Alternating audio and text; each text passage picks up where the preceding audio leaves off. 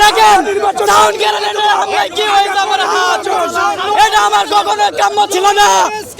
আজকে সেনাবাহিনীর কে বেশ গেল না, পুলিশ বাহিনীর বেশ গেল না, আজকে সমগ্র দেশের বেশ গেল। আজকে আমি আহত হয়েছি, আমার হাজার হাজার ভাই আহত হচ্ছে। কেন কেন পুলিশ আজকে আমাদের উপরে গ্রেনেড মারলো?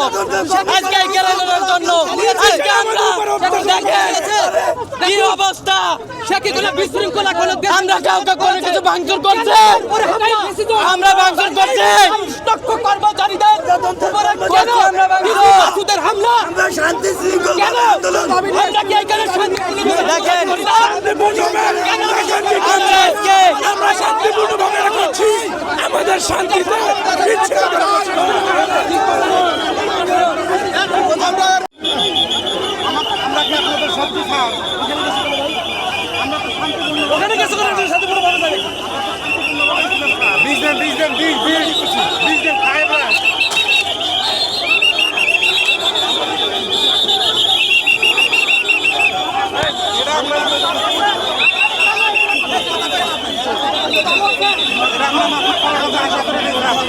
না, এটা ঠিক করো নাই, এটা ঠিক করো নাই।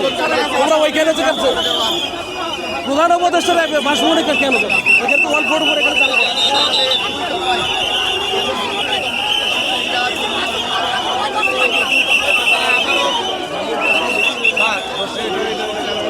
দেখছেন যে ডিসি মাসুদ কিন্তু এগিয়ে যাচ্ছেন এবং তার কাছে অনেক আন্দোলনকারীরা এসে বললেন যে ডিসি মাসুদের কাছ থেকে এমনটা আশা করেন নাই।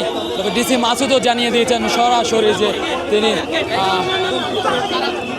একজনকে আটক করতে আমরা দেখেছি, একজনকে আটক করতে আমরা দেখছিলাম, তিনি তাকে আবার ছেড়ে দিয়েছেন।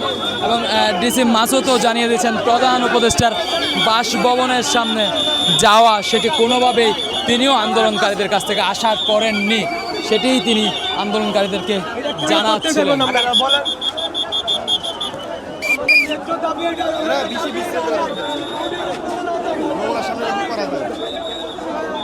ইতিমধ্যে আন্দোলনকারীরা পেছু হটতে বাধ্য হয়েছেন এবং আরও সাউন্ড গ্রেনেড ইতিমধ্যে নিক্ষেপ করা হচ্ছে এবং এগিয়ে যাচ্ছে পুলিশ সদস্যরাও কিন্তু এগিয়ে যাচ্ছে আন্দোলনকারীদের ধাওয়া করতে এবং তাদেরকে পেছু হটাতে। এই মুহূর্তে পরিস্থিতি বেশ উত্তপ্ত এবং ভয়ঙ্কর অবস্থা। একেবারে রণক্ষেত্র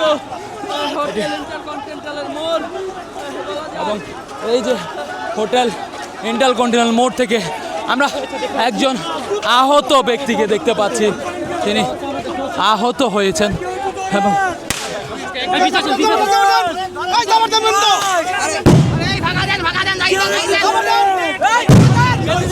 যেতে দেন ভাই, যেতে দেন।